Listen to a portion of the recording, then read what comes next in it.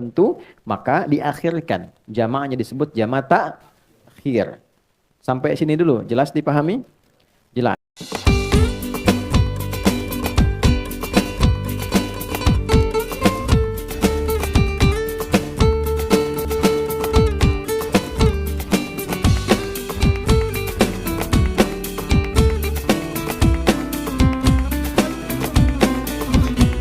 Ada 4 keadaan. Pertanyaan yang pertama, di dalam sholat, yang posisi ini bila baik dikerjakan cepat mengabulkan doa. Yang pertama dalam berdiri. Spesifiknya adalah dalam bacaan Al-Fatihah pada kalimat Iyyaka na'budu wa iyyaka nasta'in. Dalilnya adalah hadis qudsi tersambung kepada Nabi, jalur sahabat Abu Hurairah radhiyallahu taala anhu. Kalimatnya qala Rasulullah sallallahu alaihi wasallam qala Allah azza wa jalla qasamtu shalah baini wa baina 'abdi wali abdi ma sa'al. Nabi SAW menyampaikan, Allah subhanahu wa ta'ala berfirman dalam hadis qudsi, aku bagi salat menjadi 2 bagian antara aku dengan hambaku. Kalau hambaku benar mengerjakan bagiannya, maka apapun yang dia minta aku akan kabulkan. Idza qala al-'abdu alhamdulillahi rabbil alamin, qala Allah azza wa jalla hamadani 'abdi. Kalau hamba memulai membaca alhamdulillah rabbil alamin, maka aku jawab. Ingat ya, kalimat Al-Fatihah itu dijawab oleh Allah. Bacaan Al-Fatihah dijawab. Karena itu perbaiki bacaannya. Belajar dengan betul. Dan rasakan bahwa kita diawasi. Itu ihsan namanya. Anta'budallaha ka'annaka tarah fa'illam takun tarah fa'innahu yarak. Jadi salat yang bagus itu salat yang merasa Allah melihat, diawasi. Sehingga karena merasa diawasi, kita perbaiki bacaan kita supaya benar. Malu di hadapan Allah bacaan gak bagus. Allah jawab, hambaku sedang memujiku. Wa idza qala al-'abdu alhamdulillahi rabbil alamin, qala Allah azza wa jalla athna 'alayya 'abdi. Ketika hamba sampai ke kalimat Ar-Rahmanir Rahim, Allah menjawab, hambaku sedang menyanjungku. Wa idza qala al-'abdu maliki yaumiddin, ketika hamba sampai pada kalimat maliki yaumiddin, Allah menjawab, majjadani 'abdi, hambaku sedang mengagungkanku. Wa idza qala al-'abdu, ini poinnya, iyyaka na'budu wa iyyaka nasta'in, ketika hamba sampai ke kalimat, ya Allah, kau perintahkan aku ibadah, sekarang aku salat hanya untukmu. Dan kau perintahkan aku memohon kepadamu, sekarang aku minta hanya padamu. Karena prinsip sholat ketika diperintahkan itu senafas dengan permohonan solusi. Itu ada di Al-Baqarah ayat 45. Wasta'inu bisabri was sholat. Engkau punya masalah, terima dengan sabar, minta tolong lewat sholat. Lalu kita katakan, Iyyaka na'budu, engkau perintahkan aku sholat, sekarang aku sholat padamu ya Allah. Ya, ibadah itu na'bud itu sholat maksudnya. Itu maksudnya Quran surah 20 ayat 14. Innani anallahu la ilaha illa ana fa'budni wa aqimis sholata li dzikri. Wa iyyaka nasta'in, engkau perintahkan aku minta tolong, sekarang aku punya masalah ya Allah. Kepadamu aku mohon. Nah ini sertakan dalam hati kita. Begitu sampai ke kalimat wa iyyaka nasta'in, sertakan di hati kita. Karena waktunya terbatas. Ya, nanti langsung ditunjukkan oleh Allah dalam kalimat ihdinas siratal mustaqim. Digabungkan semua masalah kita di satu ayat. Siratal ladzina an'amta 'alaihim ghairil maghdubi 'alaihim walad dhalin. Nah, kalau kita sertakan dengan kalimat itu hajat kita di situ dan Allah Maha tahu dengan keadaan hati kita seketika. Ya. Apa dalil prakteknya? Dalil hadis sudah, dalil kemudian di Qur'annya dengan praktek itu dialami dan dilakukan oleh Nabi Zakaria. Di Quran surah ketiga Ali Imran ayat 38 sampai dengan ayat ke-39. Oke. Nabi Zakaria bermohon dalam salat, dalam berdiri. Hunalika da'a Zakaria rabbah qala rabbi habli min ladunka dzurriyyatan thayyibah innaka sami'ud du'a. Di mihrabnya Maryam, Nabi Zakaria berdoa dalam salatnya. Beliau minta, ya Allah, manusia menghukumi aku tak mungkin punya keturunan. Maka aku mohon kepadamu dari yang tidak punya batas dalam pemberian. Aku mohon padamu saja, engkau pasti mendengar doaku. Kalau pada yang maha mendengar tidak terkabul juga, mohon tunjukkan padaku saat ini dengan cara apa lagi aku mesti memohon kepadamu. Fanadathul malaikatu wa huwa qa'imun yusalli fil mihrab. Maka setelah doa itu disampaikan, salatnya belum selesai. Langsung malaikat turun menyampaikan, Allah mengabulkan doamu, sedangkan beliau masih berdiri dalam salatnya. Itu poinnya, berdiri dalam salat. Oke, annallaha yubashshiruka bi Yahya. Allah kasih kabar gembira engkau akan punya anak namanya langsung dari Allah, Yahya. Jadi Yahya itu nama langsung dari Allah. Ya, artinya hidup. Yang mustahil menurut manusia, ada bayi yang lahir hidup dari rahim perempuan yang divonis monopos dan mandul, maaf, bagi Allah tidak ada yang mustahil, lahir dan hidup dia. Kedua, saat ruku'. Jadi satu, berdiri. Dua, saat ruku'. Wa aqimus salata wa atuz zakata wa raka'u ma'ar raki'in. Al-Baqarah ayat ke-43. Itu sudah saya jelaskan. Yang ketiga saat sujud. Tadi sudah kita uraikan. Yang keempat sesaat sebelum salam. Di bagian doa terakhir. Nanti kita detilkan. Allahumma inni a'udzubika min azabi jahannama wa min azabil qabri wa min fitnatil mahya wal mamati wa min syarri fitnatil masihi dajjal. Setelah itu isi dengan doa sebelum salam. Isi dengan doa. Ya, hadirkan itu cepat terkabul. Bahkan nanti kita detilkan saat akan salam kan baru sujud ya, baru duduk dan baru sujud. Kalau langsung salam kan batal salatnya. Jadi kita tahiyat dulu, di akhir ada rahasia besar. Saking besarnya rahasia ini sampai-sampai ada seorang ulama minta anaknya mengulang sholatnya karena lupa membaca doa bagian akhir ini. Nah, bagaimana kisah dan turunannya? Nah, pertemuan berikutnya nanti saat masuk. Ini kan masih gambar dulu. Jadi itu 4 bagian.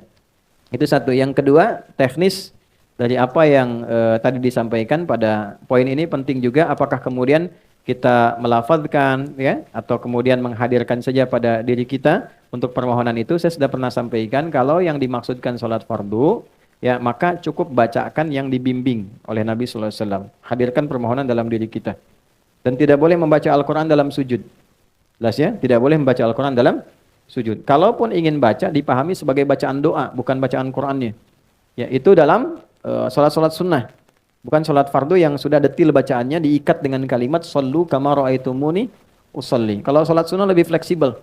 Ya, misal dalam sholat sunnah pengen baca yang Al-Baqarah ayat terakhir itu. La yukallifullahu nafsan illa wus'aha. Jangan baca dari awal, posisikan sebagai doa bagian tengah. Rabbana la tu'akhidna in nasina au akhtana sampai ujung misalnya. Tapi jangan baca dari awal dan diposisikan sebagai ayat Quran. Pahami sebagai bagian doa. Karena nggak boleh baca Quran dalam sujud. Jelas? Saya kira itu Allahu a'lam bissawab.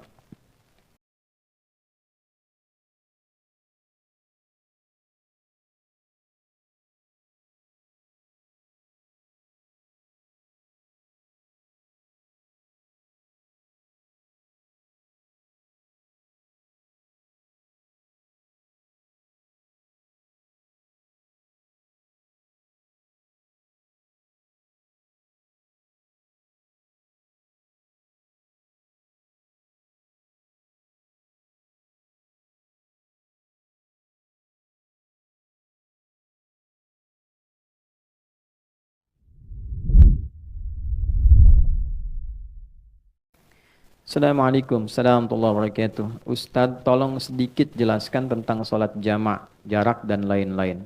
Baik, sedikit aja ya. Jamak artinya menggabungkan dua hal dikerjakan dalam satu waktu.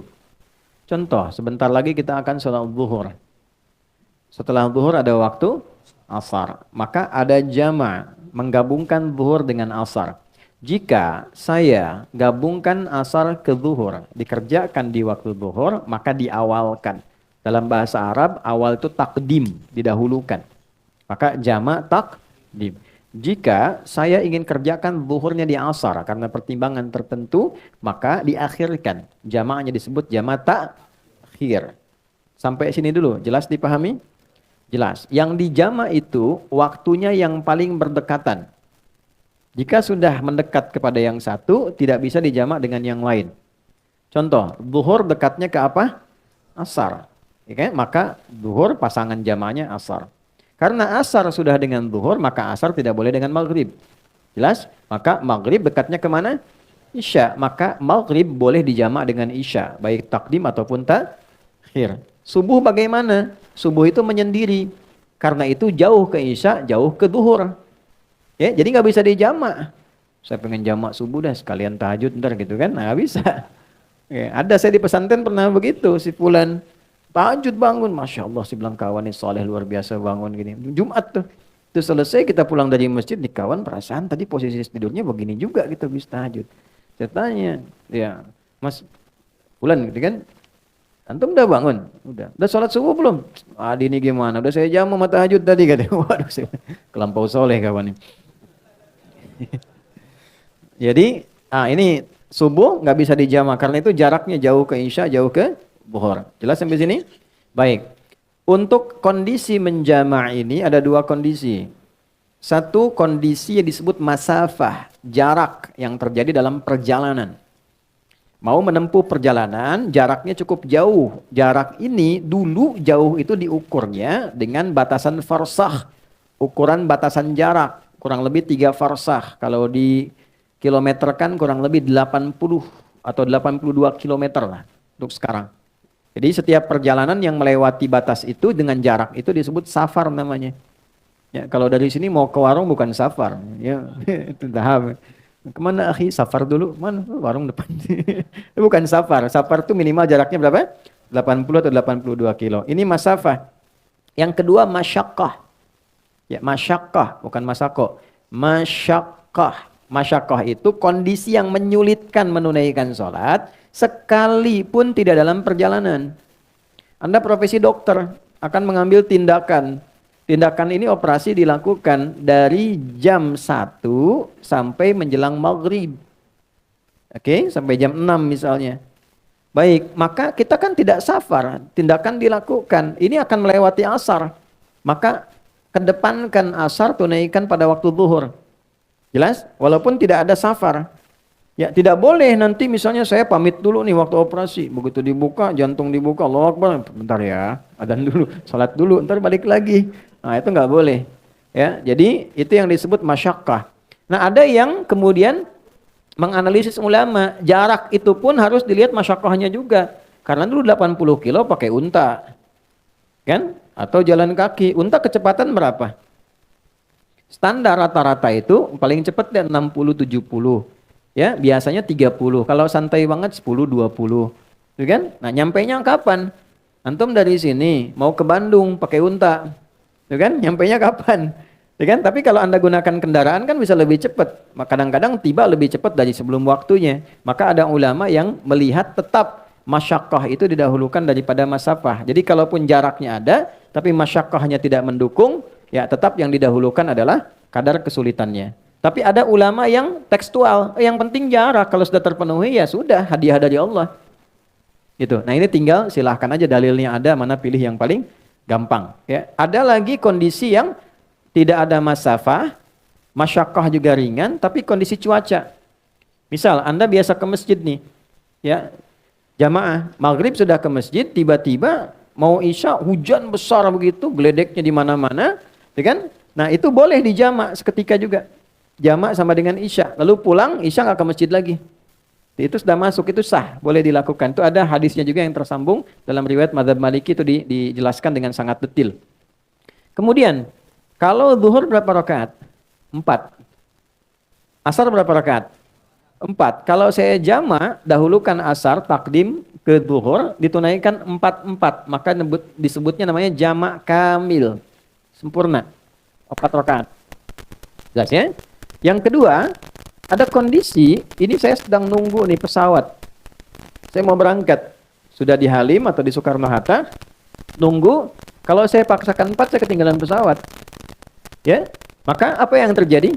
Ya, wa idza darabtum fil ardi falaysa 'alaikum junahun an taqsuru minas shalah. Quran surah keempat ayat 101. Tidak ada salahnya kalau engkau khawatir dalam perjalanan, engkau mengkosor. Kosor itu mengurangi, memotong. Ya, dikurangi itu jumlahnya mesti genap, harus selalu genap. Jadi yang ganjil nggak bisa dipotong, dibagi 2. Ya, zuhur jumlahnya berapa? 4, bagi 2 berapa? 2. Hasilnya harus genap, paling minimal 2. Boleh. Ya, maghrib berapa rakaat? 3. Bisa nggak dibagi 2? Tidak bisa. Jadi nggak bisa dikosor maghrib, nggak ada 1,5. Oke, subuh berapa? 2. Sudah batas minimal, nggak bisa dikosor lagi. Udah 2 dikurangin lagi gitu kan? Nggak bisa. Ya, dan akhirnya pun jadi ganjil 1 kan? Maka jumlahnya yang bisa dikosor cuma 3 waktu, zuhur, asar, dan isya. Nah, kosor itu ada yang sifatnya tunggal, ada yang sifatnya jamak. Misal, saya mau kosor nih, zuhurnya karena perjalanan, tapi saya nyampe Semarangnya bahkan sebelum asar. Maka saya nggak jamak, kosor aja zuhur, nyampe di Semarang saya sholat asar. Kalau saya mau tinggal mukim, jelas? Nah, tapi kalau saya kondisinya memang di sana juga kegiatan, aktivitas, maka saya kerjakan sudah berangkat ke bandara, saya kosor, saya jamak dan kosor, gabungkan asar ke zuhur, masing-masing tunaikan 2 rakaat. Saya hadir di sini mengajar, saya kan lagi pergi nih, safar, jalan. Di sini saya ikut dengan Anda mukim tinggal di sini. Maka zuhur saya jadi imam misalnya, saya tunaikan zuhur 4 rakaat, saya kosor asarnya 2. Itu namanya jamak kamil dan qasar. Ya, kamilnya untuk yang zuhur, qasarnya untuk yang asar. Paham sampai sini? Paham ya? Nah, apalagi misalnya nanti karena permintaannya sedikit. Ustaz, tolong sedikit jelaskan. Nah, itu yang sedikit sudah saya sampaikan. Wallahu a'lam bishawab.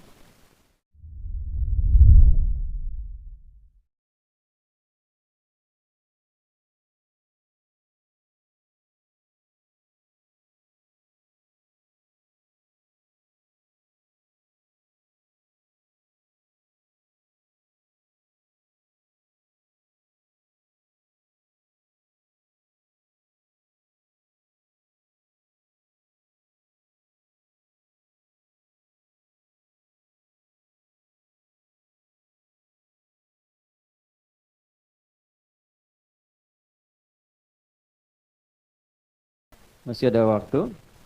Ya, masih banyak masalah. Oh, ini panjang sekali, Masya Allah. Assalamualaikum Ustaz, salam wabarakatuh. Semoga Allah selalu merahmati Ustaz, keluarga, dan tim Konten Market. Semoga Anda juga demikian.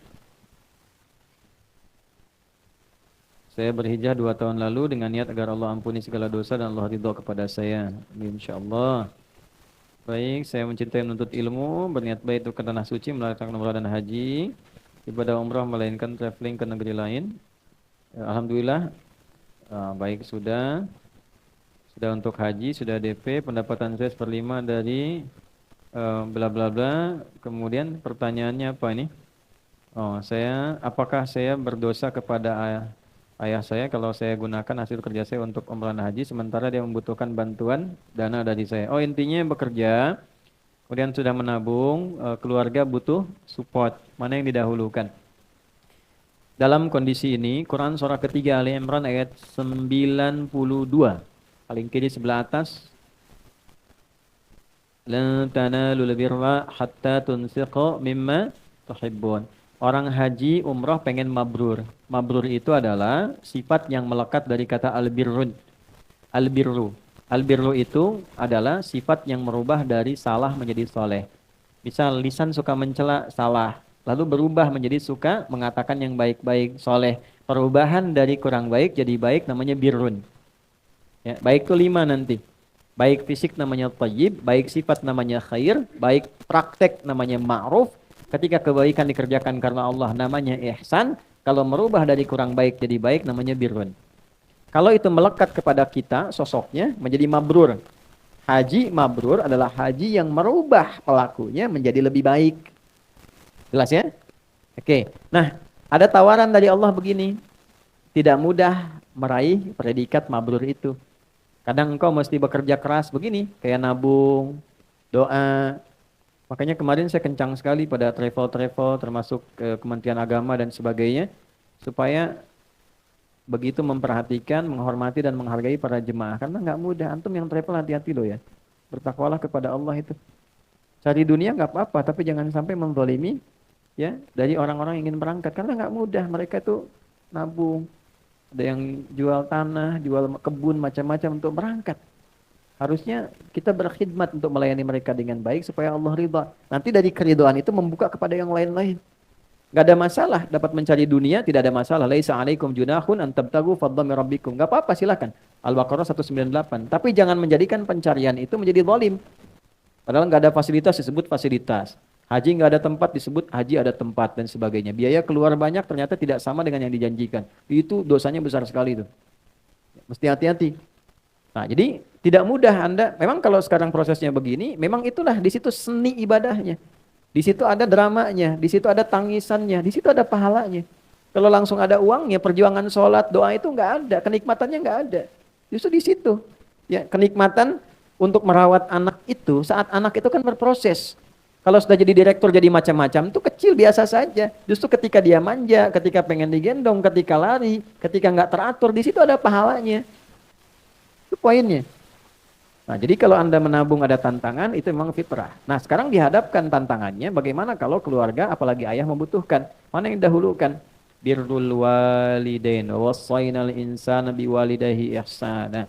Quran surah ke-31 ayat 14, Quran surah ke-46 ayat 15. Tidak ada amalan apapun yang mengalahkan bakti kepada ayah dan ibu.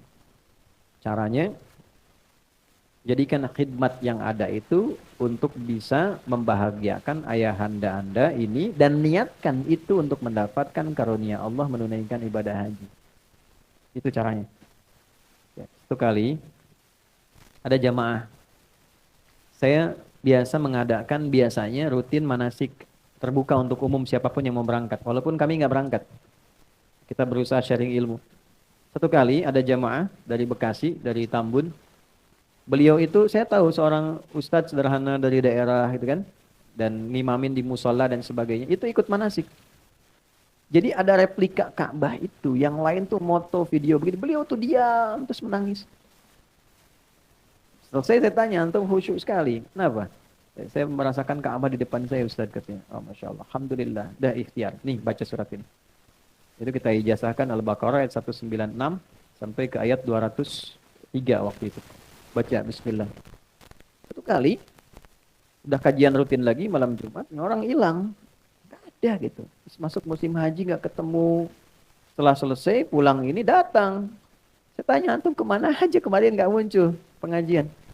Saya haji Ustaz nih, Masya Allah. Gimana ceritanya? Jadi waktu anak imamin di musola itu, saya kan bacain itu terus ayatnya. Maghrib ke Isya, ketemu subuh baca. Ada belakang jamaah tanya. Ustaz dari tadi Ustaz baca ayat haji terus katanya. Sudah haji belum? Belum. Ini imam berapa lama? Sekian. Udah, Ustaz sekarang ikut dengan saya pakai warna haplis. Kayaknya berangkat dapat warna haplis pulang. Jedanya singkat, nggak pakai lama, nggak capek dan sebagainya. Cuma ikhtiarnya ya kayak tadi, perjalanan demikian. Saya katakan sudah, hari ini nggak ada materi. Antum aja yang cerita pengalaman haji sama jemaah. Nah, jadi yang seperti ini, ada poin yang paling tinggi nilainya. Yang terakhir, ada seorang yang sangat mulia, orangnya saleh luar biasa. Ada yang mengatakan ini Ibnu Mubarak, ada yang mengatakan Malik bin Dinar. Tapi semua riwayat sepakat tentang kejadian ini. Apa itu? Beliau nabung seperti Anda ini, pengen haji. Udah siap semuanya. Tiba-tiba tercium bau makanan enak nyampe rumah. Penasaran. Ya ini bau enak banget. Begitu keluar istighfar yang sangat dalam karena melihat seorang ibu sedang masak bangkai keledai. Ambil dimasak. Dilihat kenapa kan? Kenapa Anda masak begini? Kan ini nggak benar. Saya tahu hukumnya haram. Tapi anak saya kelaparan. Kalau saya nggak makan ini untuk anak-anak saya, tidak terpenuhi hajatnya saat ini. Berapa yang Anda butuhkan? Sekian. Ternyata sesuai dengan jumlah hitungan tabungan untuk haji. Maka diberikanlah keseluruhannya untuk ibu dan keluarganya itu tanpa berucap sedikit pun. Gak ada yang tahu. Istri gak tahu, anak ini gak tahu. Karena nabung itu kan sendiri aja buat siap-siap. Belum bilang, diberikan semua tanpa kalimat sedikit pun. Gak pasang status. Sebenarnya pengen haji ya, tapi untuk ridho Allah. Gak ada. Jadi diam aja, begitu balik apa yang terjadi? Maka malaikat berikan informasi yang sangat menarik. Ya, ada dua hal. Yang pertama ini riwayatnya sampai. Yang pertama adalah Allah menerima hajinya dengan sifat birrun yang melekat padanya. Dan dia belum berangkat. Tapi kalimat dan status mabrurnya sudah lekat di sisi Allah. Yang kedua ini kalimat yang sangat viral. Kalaulah bukan perlakuan orang ini untuk menunjukkan keutamaan amalnya ya. Bukan yang seperti itunya, bukan. Keutamaan amalnya. Kalaulah bukan sedekahnya si fulan dengan sifat tadi, belum tentu diterima orang-orang yang menunaikan ibadah haji di waktu itu. Itu luar biasa. Karena ada orang yang berhaji labbaik itu ada jawaban malaikat dua. Ya, di sisi Allah. Jadi ada yang Allah langsung jawab, labbaik Allahumma labbaik, langsung Allah jawab, labbaik wa sa'daik. Ya, aku penuhi apa yang kau sampaikan, aku jamin kebahagiaanmu. Ada yang kedua, labbaik Allahumma labbaik, la labbaik la sa'daik. Apa itu labbaik? Kata Allah, enggak ada labbaik buat kamu. Ternyata harta yang dikumpulkan dari harta yang haram, makanannya haram, pakaiannya haram, niatnya tidak benar gitu kan. Maka ketika sampai di situ kalimatnya sederhana. Malaikat tuh ikut ketawa tuh. Labbaik Allahumma la labbaik la sa'daik. Apa labbaik? Gak ada labbaik. Ya. Ini bahasa ini ya, bahasa gambaran kita gitu. Jangan dipotong nanti malaikat ketawa, repot nih. Jadi ada kontainer-kontainer tuh, pembuat konten nih kadang-kadang. Kontainer pembuat konten, kadang motong-motongnya nggak pas narasinya. Saya kemarin di WA, udah jenderal, udah ketua MUI macam-macam. Ustadz, intinya kami nggak diundang peresmian pesantren. Ya Allah, kapan saya resmikan pesantren? Belum diresmikan. Ternyata video itu adalah video bakti sosial. Angkatan Udara minta izin di tempat kami fasilitasi. Keluarnya narasinya peresmian pesantren Ustadz Adi Hidayat. Itu belum diresmikan. Ya, hati-hati ya. Ada aliran kedua ini yang bahaya, aliran makiyun namanya. Ya, tukang maki-maki. Nah ini ya, ngajinya yang betul.